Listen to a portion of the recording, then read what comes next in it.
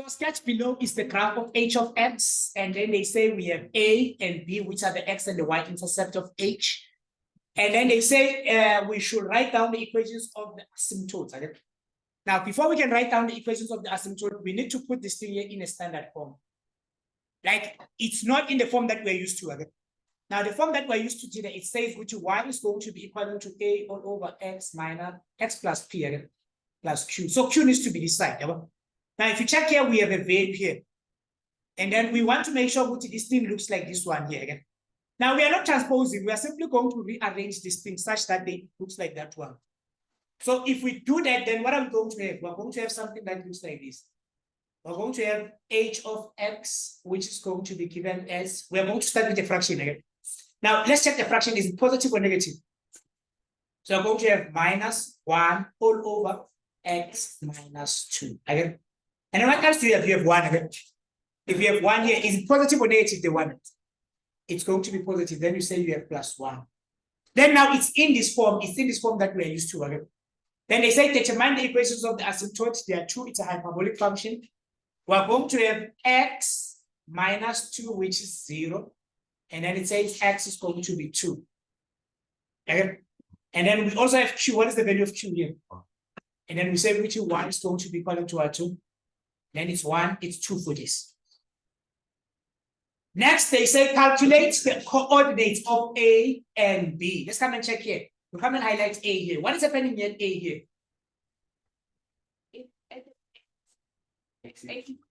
So we are intersecting with the y-axis again.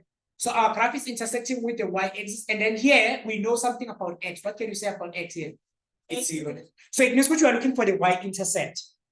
So if we are looking for the y-intercept, that will be our number 2. We'll say, how do you get the y-intercept? You get the y-intercept by saying x is 0 again. So we'll say which y is going to be equaling to, we have minus 1 all over 0 minus 2 plus 1. Okay? And then you can put this in your calculator. If you put this in your calculator, you have minus 1, 0 minus 2 plus 1. And then it gives us what? 3 all over 2. And then we're going to say we have 3 all over 2. It means which we can say b. Safely so. B, x is 0 again. And then what is our y? No, it's a. Sorry. A, we have 0, and then 0 goes with what? 3 all over 2, which is 1,5. Okay. The next one we want to get p again. Come and check what is happening here, p. What will you say here, p? Is the x-intercept again. What do you know about y with the x-intercept? It's 0. So you say which you have 0, which is going to be equal to minus 1 all over x minus 2 plus 1. What is the first thing that you will do here? You are going to take this one to the other side. Again. It says which you have minus 1, which is going to be equal to minus 1 x minus 2. And next thing, so we cross multiply. It says we have minus 1, open bracket, x minus 2, which is going to be equal to minus 1. Okay, what is the next thing that you will do from here? You are going to FOIL or you are going to divide again. So let's divide by minus 1. So if you divide by minus 1, it says which x minus 2 is going to be 1 again. And what you get as your x, you take this 2 to this other side again. It says which x is going to be equal to 2. Then the coordinates of b is going to be equal to 3, which goes with 1 with 0. And then we'll give you 1, 2, 3. Now let's go to the next one. The next one, they say write down the equation of the axis of symmetry. Okay? Now symmetry, we know which if they didn't say anything about the positive or the negative, we're going to give them both of them. Okay? Now, provided our equation is in a standard form, if it's in a standard form, then we can come and take the following here. We can say we can take this one for the positive gradient. And then if we do that, we'll say, okay, this one here is number 3. We have y, which is going to be given by x minus 2 plus 1. Okay. Now here you have like terms. These two are like terms. Okay. Minus 2 plus 1. What is minus 2 plus 1? Negative 1. So it says which x minus 1. So this is going to be x of symmetry with a positive gradient. Huh? The minus here. No, we don't take the minus. And then now the next thing that we're going to do here is to say, okay, what if it's negative? What if we want the one with the negative gradient? We come to the denominator and put the negative. Okay? If we put negative there, it says which y is going to be equal to minus open bracket x minus 2 plus 1. And then you find it says this one multiplied by this one, it gives you minus x again. This one multiplied by this one, it gives us plus 2 plus 1. And then these two are like terms again. If those two are like terms, then you're going to have minus x plus 3. Then this is going to be the axis of symmetry with a negative gradient. We're not drawing them, they didn't ask us to draw them again. So we're not going to look for the x-intercept and the y-intercept of this line. They didn't ask us to draw them.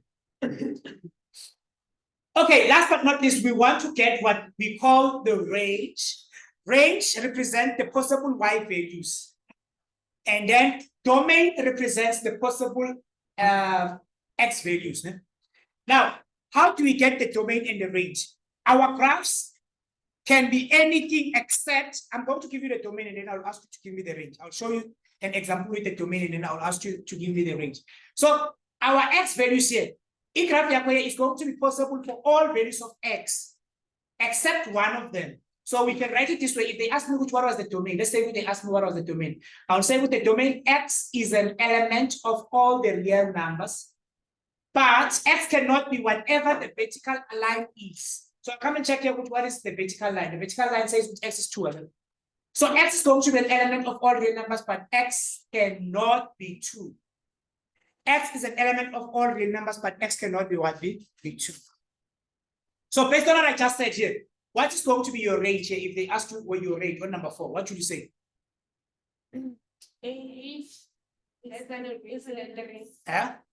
I said, look at this. I get the domain. The domain, if they ask me the domain, I'm going to say x is an element of all real numbers. Okay?